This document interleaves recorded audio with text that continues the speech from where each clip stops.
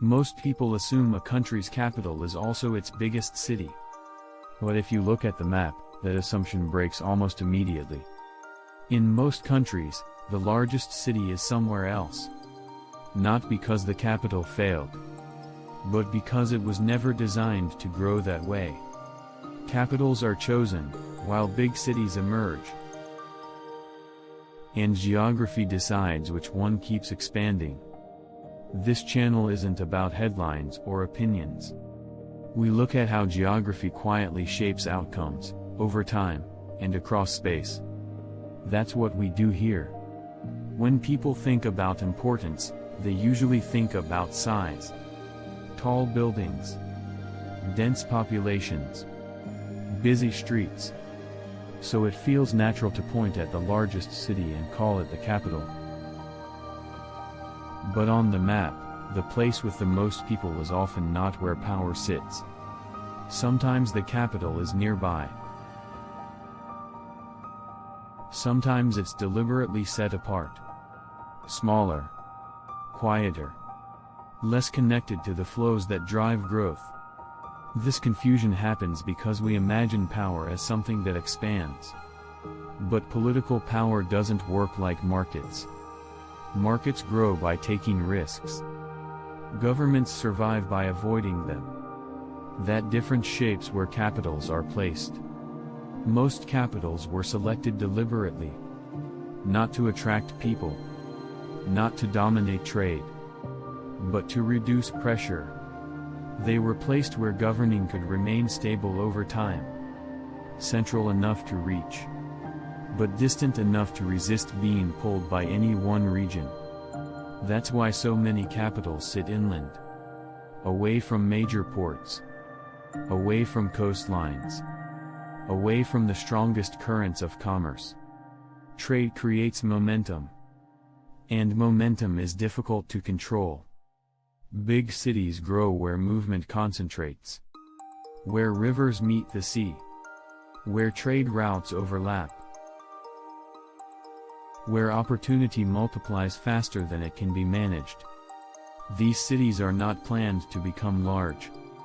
They become large because growth rewards speed, density, and risk. Capital cities follow a different logic. They don't grow by attraction. They grow by designation. A capital is where administration settles. Where institutions accumulate. Where decisions are made slowly, deliberately, and repeatedly. Economic activity exists there. But it is not allowed to dominate. Because when one city controls both money and government, power becomes fragile. Economic dominance demands influence. Markets push for speed. Governments require restraint. Over time, those two forces clash. So many systems separate them on purpose. The capital remains measured. The largest city expands freely. One absorbs pressure. The other releases it. On the map, this separation becomes visible. The capital stays compact. Its edges change slowly. The largest city spreads outward. Following infrastructure.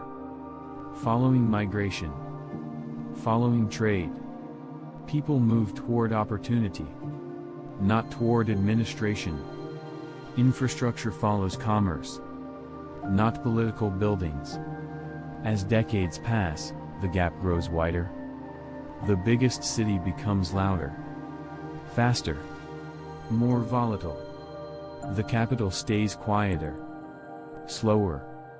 More controlled. Not because it lost the race, but because it never entered it.